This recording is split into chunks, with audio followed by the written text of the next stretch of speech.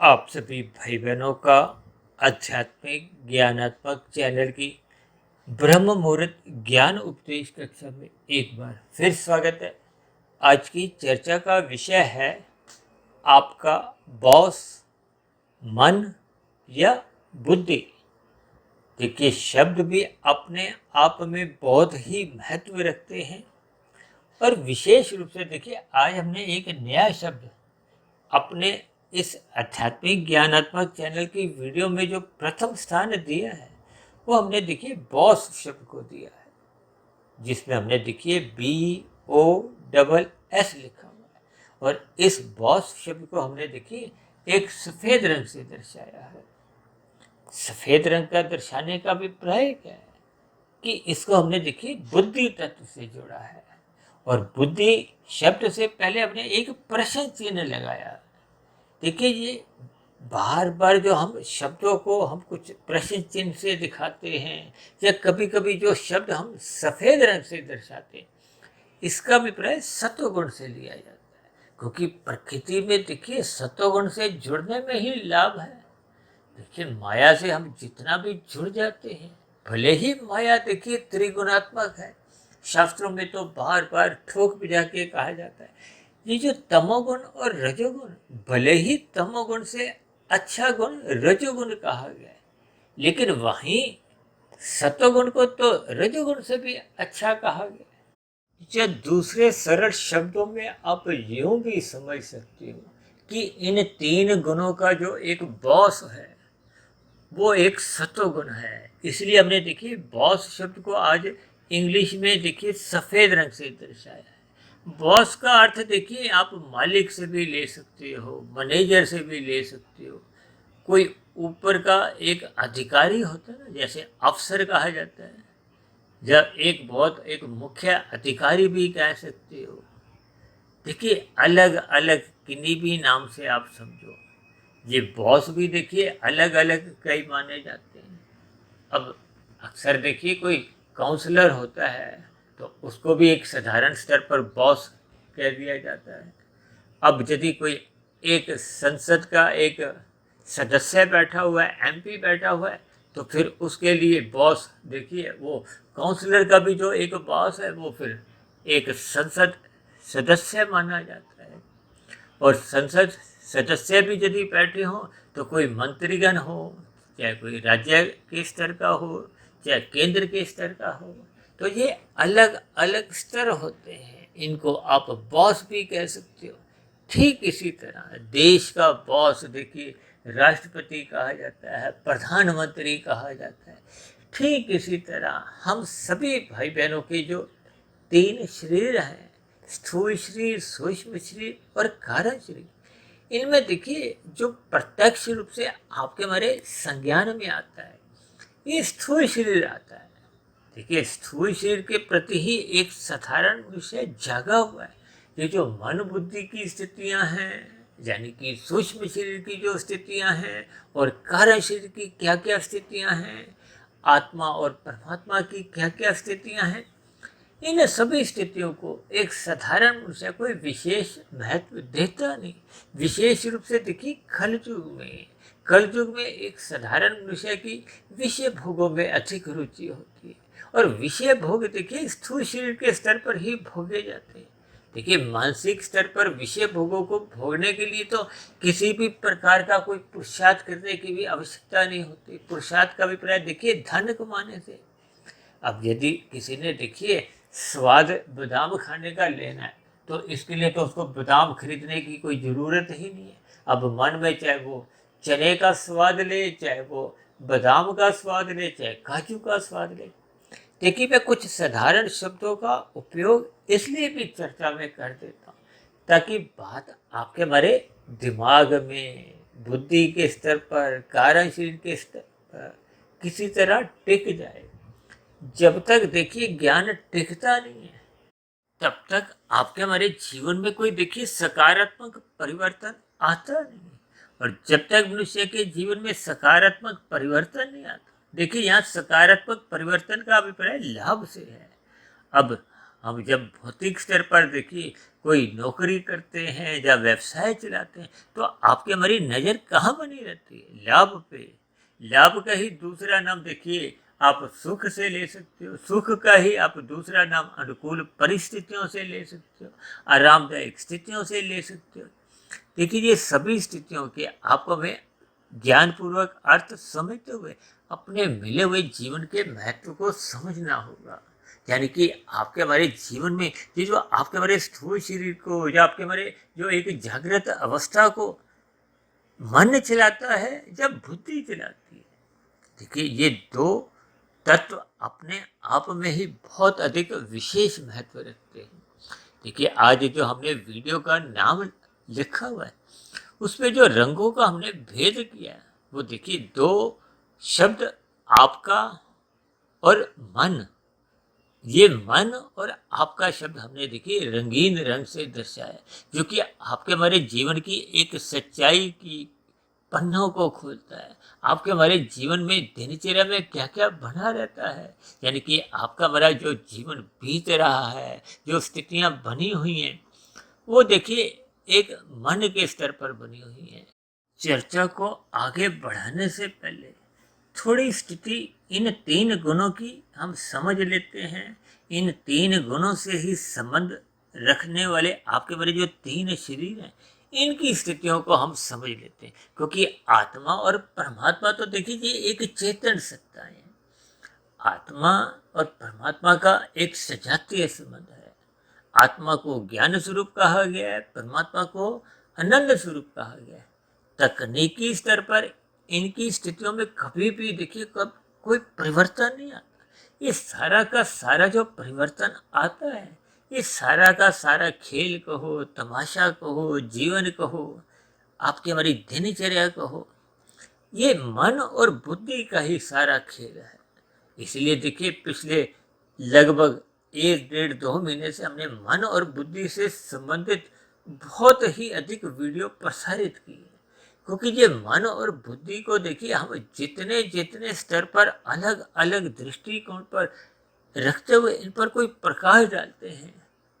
कहते हैं ना, देखिए अब ब्याह शादियों में दूल्हा दुल्हन की देखिए कितनी ही फोटोएं दाएं बाएं ऊपर नीचे अलग अलग स्थितियों में ली जाती है, जबकि दूल्हा भी एक ही है, दुल्हन भी एक ही है।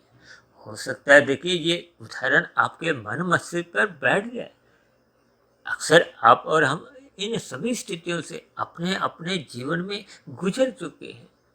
लेकिन ये जो मैंने आज बॉस शब्द का लिखा है, क्योंकि बॉस शब्द अपने आप में ही एक बहुत ही महत्वपूर्ण स्थिति रखता है। अब मुझे कुछ अपने युवावस्था के दिन याद आ रहे हैं। देखिए मैंने अपने युवावस्था में अपना कोई एक ऑफिस खोला था, और उस ऑफिस के पीछे मैंने एक चार्ट सा लगाया था। उस पर देखिए एक बंदर की फोटो थी, और बंदर की फोटो पर उसने एक लाल रंग की एक टोपी सी पहनी हुई थी, और उस चार्ट के ऊपर बहुत बड़े अक्षरों में लिखा हुआ था, the boss is always right. ये पंक्तियां अक्सर देखिए एक राजसी मनुष्य के मन में, क्योंकि अक्सर युवावस्था में मनुष्य का रजोगुण विशेष रूप से छलांगे लगाता है, उछलता है। और उन्हीं स्थितियों का ही देखिए जो एक वास्तविक स्थितियों में मैं गुजर रहा था। देखिए ये एक सच्चाई है, क्योंकि शास्त्रों में ही इस बात को स्वीकार किया गया है कि बचपन अवस्था में तमोगुण की प्रधानता होती है, युवावस्था में रजोगुण की प्रधानता होती है। ये जो स्त्री पुरुष का जो एक आपसी आकर्षण है, ये आकर्षण की जो एक स्थितियां विशेष प्रधान युवावस्था में होती है। कि शास्त्रों में स्त्री पुरुष का जो आपसी आकर्षण को रजोगुण से जोड़ा गया। और इसी तरह देखिए प्रौढ़ अवस्था वृद्धावस्था को एक सत्वगुण से जोड़ा गया है। सत्वगुण से जुड़ने का अभिप्राय क्या है? एक अनुभव के आधार पे जैसे ज्ञान बढ़ जाता है, अनुभव बढ़ जाता है। देखिए संसार में भी जिस व्यक्ति के पास नौकरी का अधिक अनुभव होता है, व्यवसाय चलाने का अधिक अनुभव होता है, उसका वेतन उतना ही अधिक होता है।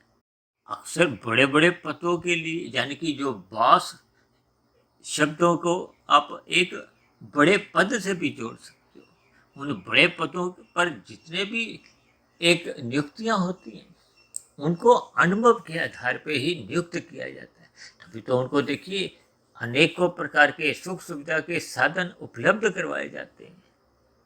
ये सभी स्थितियां जब तक हम ज्ञानपूर्वक समझते नहीं है, देखिए मन और बुद्धि के खेल को जितना जल्दी मनुष्य समझ जाता है उतना ही उसके जीवन में निखार आता है।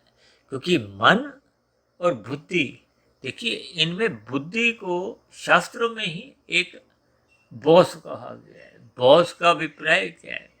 जैसे कोई कर्मचारी के ऊपर जो अधिकारी है उसको बॉस ही कहते हैं। देखिए मैंने अलग अलग शब्दों में केवल आज के वीडियो का जो नाम बॉस को ही अधिक महत्व दिया, लेकिन नीचे दो विकल्प रखे हैं, मन या बुद्धि। क्योंकि मन को हमने रजोगुण से जोड़ा है और रजोगुण से, जबकि अच्छा गुण तो देखिए सत्वगुण कहा गया। इसका अभिप्राय क्या है? क्योंकि शास्त्रों में तो ये भी कहा गया कि तमोगुण से 10 गुना अच्छा रजोगुण है, रजोगुण से भी 10 गुना अच्छा सत्वगुण है। इसीलिए अक्सर इन चर्चाओं को हम देखिए तमोगुण को 1, रजोगुण को 10 और सत्वगुण को 100 से अक्सर हम अपनी चर्चाओं में इनका एक संबंध समझाते हैं, इनको अंकों के आधार पर समझाते हैं। और वही फिर हम सत्वगुण से भी 10 गुना अच्छा विशुद्ध सत्वगुण, जो कि आत्मा और परमात्मा के लिए हम अक्सर बोलते हैं। ये सभी स्थितियां देखिए हम अक्सर 1, 10, 100, 1000 के एक महासूत्र के आधार पे ही चर्चाओं को आगे बढ़ाते हैं। और पिछले 1.5-2 वर्षों से तो हमने देखिए रजोगुण को एक रंगीन रंग से, सत्वगुण को ज्ञान से या प्रश्न चिन्ह के ऊपर भी हम देखिए सफेद रंग का इस्तेमाल ही करते हैं।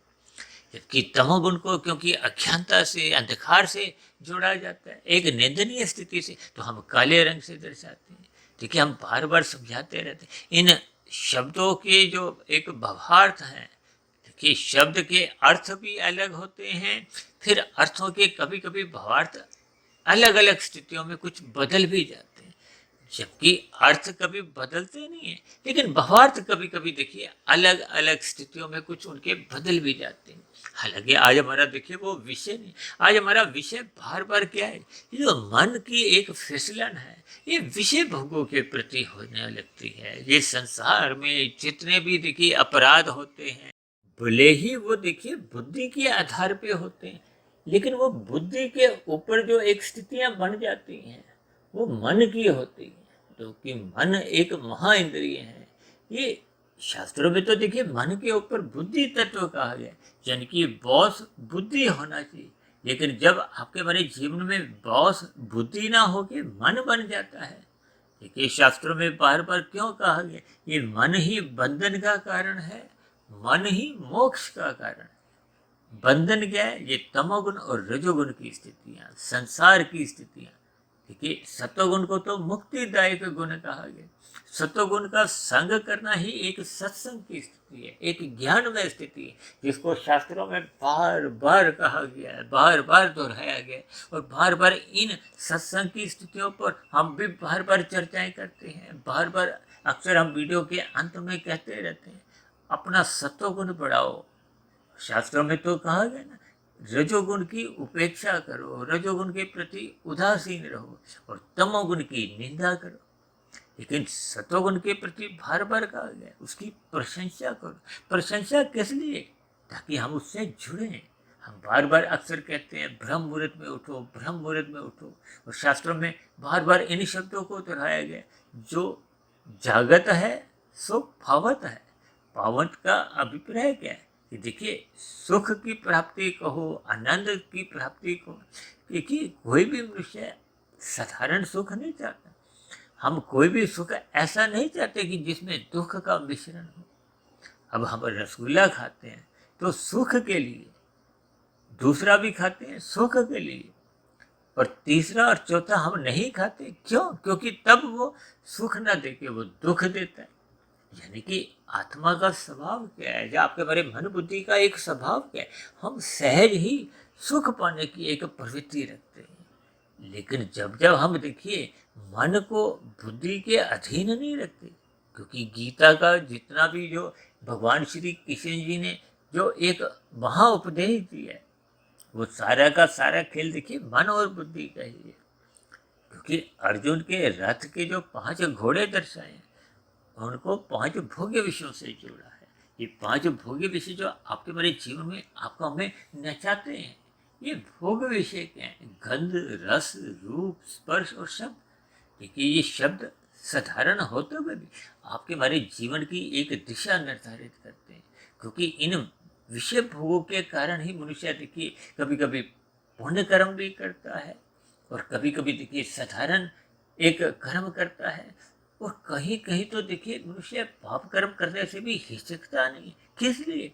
इन विषय भोगों के कारण। संसार में भी जितने भी अपराध आप देखते हो, क्योंकि अपराध तो देखिए स्थूल शरीर के स्तर पर ही होने से किसी भी मनुष्य को एक पकड़ा जाता है या न्यायालय द्वारा जो सजा होती है वो स्थूल शरीर को होती है। मन बुद्धि के स्तर पर देखिए कानून की पकड़ नहीं होती, जबकि स्थूल शरीर को तो शास्त्रों में ही तामसी कहा गया है। जबकि गीता में इस स्थूल शरीर को ही एक रथ का नाम देकर विशेष इसकी महत्ता समझाई है। क्योंकि 84 लाख प्रकार की जोनियों में 80 लाख प्रकार की जो जोनियां हैं, शरीर हैं, वो तो नीचे की जोनियां हैं, दंडमय जोनियां हैं, तामसी जोनियां हैं, निकृष्ट जोनियां हैं। और जबकि मनुष्य जोनि को एक विशेष महत्व से जोड़ा गया है। विशेष महत्व इसलिए कहा गया है क्योंकि मनुष्य जोनि को कर्म जोनि से जोड़ा गया है। मनुष्य जोनि को ही एक साधना जोनि का एक अवसर के साथ जोड़ा गया है, यानी कि मनुष्य जन्म मरण के बंधन से मुक्ति भी पा सकता है। इसीलिए तो कहा गया कि मनुष्य जोनि आदि जन्म भी है और अंतिम जन्म भी बना सकते हैं। अंतिम जन्म तो तभी बन पाता है जब हम जन्म मरण के बंधन से मुक्ति पा जाते हैं। मुक्ति पाने का अभिप्राय क्या है? कि स्थूल शरीर के रहते रहते जब आपका हमारा कारण शरीर समाप्त हो जाता है। देखिए कारण शरीर, सूक्ष्म शरीर तकनीकी रूप से ये अलग अलग है। ये मृत्यु स्थूल शरीर की बार बार होती है। ये जो 84 लाख प्रकार की जोनियों का जो शास्त्रों में समझाया गया है, जहाँ स्थूल शरीर के स्तर पर हम जो अलग अलग विभिन्नताएं देखते हैं, ये पशु है, ये पक्षी है, ये कीड़ा मकोड़ा है, ये पेड़ पौधा है। क्योंकि शास्त्रों में तो देखिए 84 लाख प्रकार की जोनियां जो समझाई गई हैं, बताई गई, उसमें 80 लाख प्रकार की तो तामसी जोनी है, दंडमय जोनी है, निकृष्ट जोनी है। इन सभी जोनियों में देखिए बुद्धि का स्तर अविकसित होता है। यदि बुद्धि का स्तर विकसित होता तो फिर नीचे की जोनियों के जीव अपने दुखों को भोगने में बहुत ही कष्टमय स्थितियां अनुभव करते, क्योंकि परमात्मा देखिए न्यायकारी भी है और परम दयालु भी है।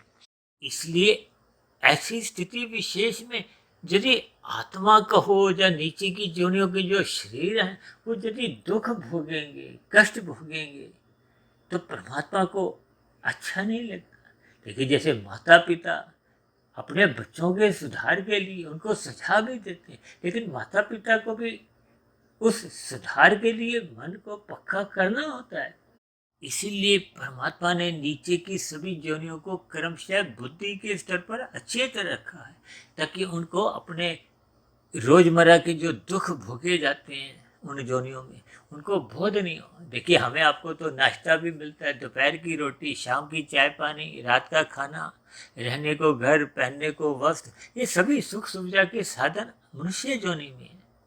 भले ही देखिए कुछ मनुष्य जोनि में कुछ ऐसे भी गरीब लोग हैं जिनको देखिए विभिन्न प्रकार की एक अभावों का सामना करना पड़ता है। वो देखिए कुछ अलग स्थितियां हैं, उनका प्रारब्ध से एक संबंध है।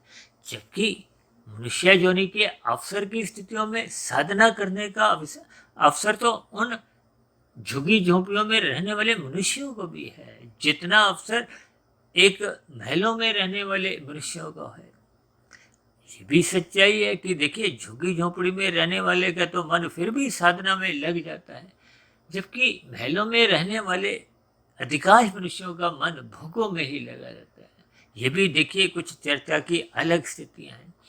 आज हमारा चर्चा का केंद्र केवल मन और बुद्धि के इर्द गिर्द ही है। भले ही मन और बुद्धि ये सूक्ष्म शरीर का हिस्सा है, जबकि कारण शरीर की स्थितियों को अहंकार तत्व से जोड़ा जाता है। देखिए आपके हमारे स्थूल शरीर पृथ्वी जल अग्नि वायु आकाश के बने, इनको तमस कहा गया। इनमें तमोगुण की प्रधानता है, इनको पदार्थों से भी जोड़ा जाता है। और ये जो पदार्थों की जो एक स्थितियां हैं, जो आपके हमारे शरीर का जो निर्माण है, ये माता के गर्भ में 9 माह 9 दिन में तैयार होता है। इसके पीछे का कारण देखिए, इसके सूक्ष्म भूत गंध रस रूप स्पर्श और शब्द माने गए। इनको भोग विषय भी कहा जाता है, तन मात्रा भी कहा गया, सूक्ष्म भूत भी कहा गया। देखिए इन सभी स्थितियों को आपको में ज्ञान पूर्वक समझना होगा। और ये जो 5 भोग्य विषय हैं, इसी तरह आपके हमारी जो स्थूल शरीर के स्तर पर नाक जिह्वा आंख त्वचा कान जो गोलकें हैं, ज्ञानेंद्रिया रूप में, जिनसे आप 5 भोग्य विषयों का सुख भोगते हैं। इन गोलकों को शक्ति प्रदान करने वाली जो एक ज्ञानेंद्रिय है, वो सूक्ष्म शरीर का हिस्सा है। इसी तरह स्थूल शरीर के स्तर पर हाथ पैर वाणी लिंग गुदा, देखिए हाथ पैर वाणी से ही हम अपने कर्म करते हैं, कर्मेंद्रियां हैं ये स्थूल रूप में गोलक मानी गई है। और स्थूल रूप से तो देखिए कोई ज्ञानेंद्रियों का या एक कर्मेंद्रियों की कहीं अपांगता भी देखी जा सकती है कर्मों के आधार पर या किसी रोग के कारण भी। लेकिन मन बुद्धि के स्तर पर ये जो हमारा आपका सूक्ष्म शरीर है, देखिए इनमें मन बुद्धि की एक विशेष स्थिति है जिसका आज हम वर्णन कर रहे हैं। जबकि ये 17 तत्वों का सूक्ष्म शरीर, 5 भोग्य विषय यानी कि सूक्ष्म भूत, 5 ज्ञानेंद्रियां, 5 कर्मेंद्रियां, ये हो गए 15 और एक मन और बुद्धि।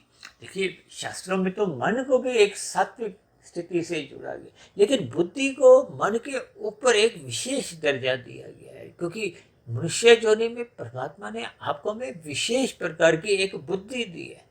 बुद्धि इसलिए दी गई है तकनीकी रूप से, क्योंकि आपने हमें देखिए कर्म करने हैं, सही गलत की पहचान करनी है। क्योंकि मन में देखिए उतना सात्विक स्थिति मजबूत नहीं होती, क्योंकि मन सदा ही एक विषय भोगों में कहो उसकी फिसलन जल्दी हो जाती है। कहते हैं ये मन विषय है, मन में लुलुपता एक सहज ही स्थितियों में बनने लगती, इसलिए तो मन के ऊपर बुद्धि तत्व रखा गया। भगवान श्री कृष्ण जी ने गीता में अर्जुन के रथ के जो 5 घोड़ों की जो लगाम है, लगाम मन को कहा गया है। किसके हाथ में? भगवान ने स्वयं अपने हाथ में रख के ये उपदेश दिया, यानी कि मन बुद्धि के अधीन रखा गया। और बुद्धि देखिए सात्विक राशि और तामसी होती है। देखिए बुद्धि तकनीकी रूप से तो परमात्मा ने आपको में सात्विक दी है, लेकिन ये सात्विक बुद्धि तब तक बनी रहती है जब तक मनुष्य सत्संग करता है, सत्वगुण का संग करता है। यदि मनुष्य अपने जीवन में सत्संग नहीं करता, शास्त्रों में तो कहा गया मनुष्य योनि के लिए सत्संग करना अनिवार्य है। इसलिए तो शास्त्र में कहा गया सत्वगुण की प्रशंसा करो, रजोगुण के प्रति उदासीन रहो। ये जो मन छलांगे लगाता है विषय भोगों की गलियों में, देखिए मन कभी भी रजता नहीं, और मन सदा नए में ही अपनी रुचि दिखाता है, पुराने में उसकी रुचि नहीं होती। इसलिए तो ये विज्ञापन की दुनिया में, फिल्मी जगत में, फैशन की दुनिया, विज्ञापन, ये सभी के सभी आपके हमारे मन को आकर्षित करते हैं। ये जो माल में भी विभिन्न स्थितियाँ हैं, ये मेलों का आकर्षण को हो, माल की स्थितियाँ, ये आपके हमारे मन को एक आकर्षित करते हैं। और मन बुद्धि की लगाम जब छुड़वा लेता है, यानी कि जब वो बुद्धि को महत्व नहीं देता, और बुद्धि जब मन को अपने अधीन नहीं रखती, देखिए ये दोनों ही स्थितियों पर आपको में गंभीर होना पड़ेगा। इसलिए तो आज हमने वीडियो का नाम ही क्या रखा है कि आपका हमारा बॉस कौन है। आपका हमारा बॉस का मतलब आपके हमारे स्थूल शरीर को कौन नियंत्रण में रखता है? मन जब बुद्धि। देखिए तकनीकी रूप से तो बुद्धि ही आपका हमारा बॉस है। सही गलत की पहचान तो बुद्धि के पास है, परखने की शक्ति बुद्धि के पास है, मन के पास ऐसी तकनीकी रूप से कोई शक्ति ही नहीं। लेकिन जब ये बुद्धि तत्व सत्संग नहीं करती, तो फिर ये सात्विक स्थिति अपनी कायम रख नहीं पाती। तब ऐसी स्थिति विशेष में देखिए सत्वगुण के अभाव में, सत्संग की न्यूनता में, जैसे कहते हैं ना प्रकाश के अभाव में क्या होता है, अंधकार में स्थितियां बनती। आरंभिक स्थितियों में अंधकार नहीं आता। अंधकार कब आता है? जब तमोगुण की स्थितियां बनने लगती। और रजोगुण एक धुंधली स्थिति है। देखिए शाम को जैसे ही सूर्य अस्त होता है, छिपता है, तकनीकी रूप से तो देखिए सूर्य नित्य बना रहता है, छिपता नहीं है। तो पृथ्वी गोल है, अपनी ही सतह पे घूमती है 24 घंटे में। ये जो स्थितियां बदलती हैं दिन रात ही, इन सभी स्थितियों को आपको मैं ज्ञान पूर्वक समझना है। देखिए आरंभिक स्थितियों में जैसे ही सूर्य अस्त होता है तो बुद्धि की सात्विक स्थिति वो थोड़ी थोड़ी एक राशि बनती है। जैसे प्रकाश हटता है तो एकदम अंधकार नहीं आता, बीच की स्थिति, उस बीच की स्थिति को ही आप रजोगुण से, एक धुंधली स्थिति से जोड़ सकते हैं। अक्सर हम देखिए सतोगुण को सूर्य के प्रकाश से जोड़ते हैं, रजोगुण को हम एक चांद की रोशनी से जोड़ते हैं, और तमोगुण को एक तारे की रोशनी से। कि तारे की रोशनी का तो कोई प्रकाश होता ही नहीं।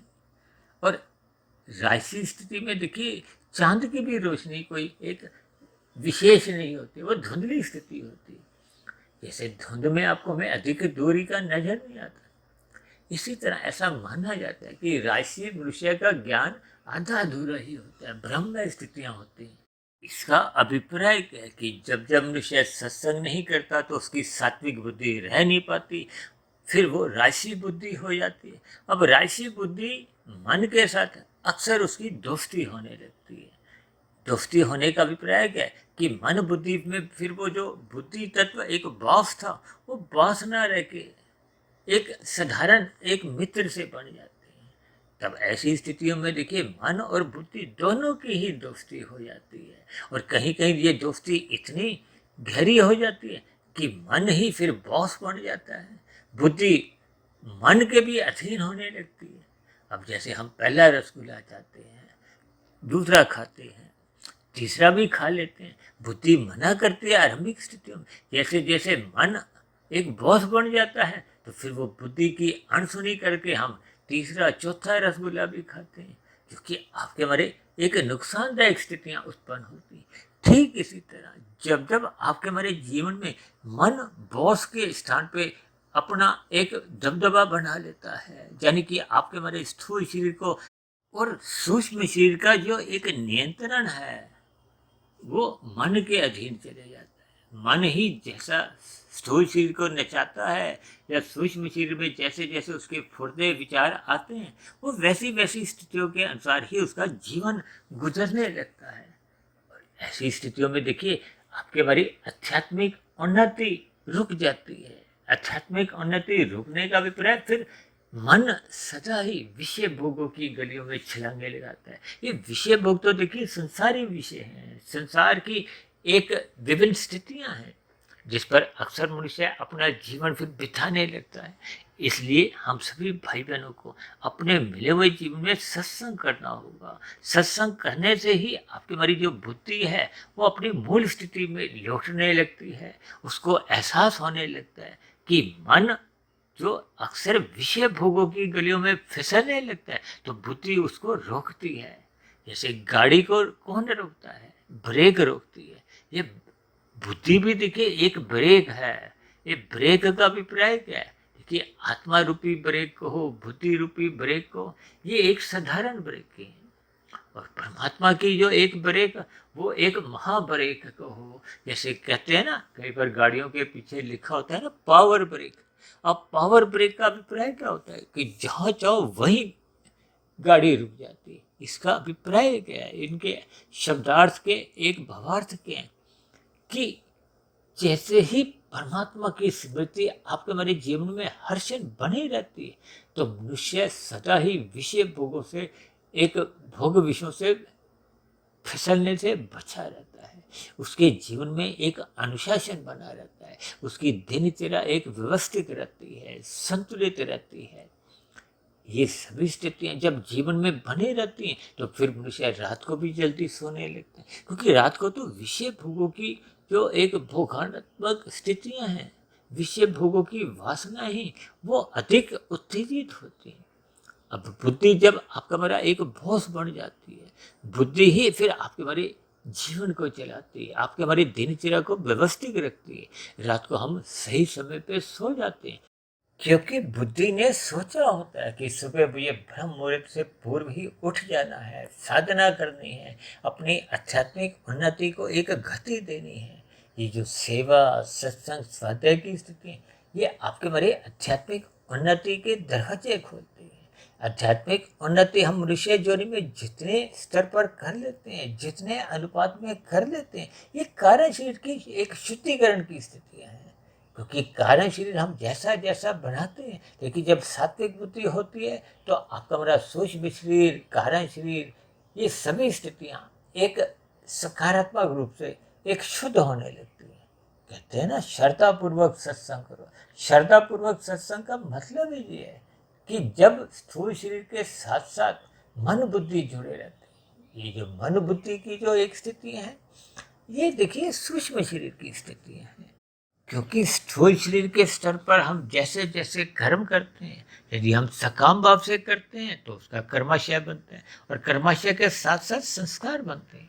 और यदि हम अपने कर्मों में निष्कामता ले आते हैं, देखिए जब सात्विक बुद्धि निरंतर बनी रहती है तो फिर विवेक शक्ति सात्विक बुद्धि में जगना आरंभ हो जाती है। परमात्मा के ज्ञान विज्ञान की बातें आपको हमें समझ में आने लगती है। तब ऐसी स्थितियों में मनुष्य के जो एक दिनचर्या में जो एक सकाम भाव से कर्म हो रहे थे, उनमें फिर निष्कामता आने लगती है, जिसका उपदेश भगवान श्री कृष्ण जी ने गीता में एक कर्म योग का नाम दिया है। कर्म योग का अभिप्राय, जहाँ कर्म तो हो रहा है, फल पाने के लिए नहीं, यानी कि हम अपने जीवन में अपने कर्तव्य कर्मों को ईमानदारी से निभाते हैं, एक योग की स्थितियाँ उत्पन्न कर लेते हैं। योग का अभिप्राय क्या है कि जब हम कर्म तो कर रहे हैं लेकिन फल की इच्छा नहीं, तो फिर वो निष्काम भाव से कर्म होने लगते हैं, यानी कि कर्म योग की स्थितियाँ। फिर कर्म योग जैसे जैसे परिपक्व हो जाता है तो फिर ज्ञान योग की स्थिति उत्पन्न होती है। ज्ञान योग के बाद फिर भक्ति योग की स्थितियाँ उत्पन्न होती हैं।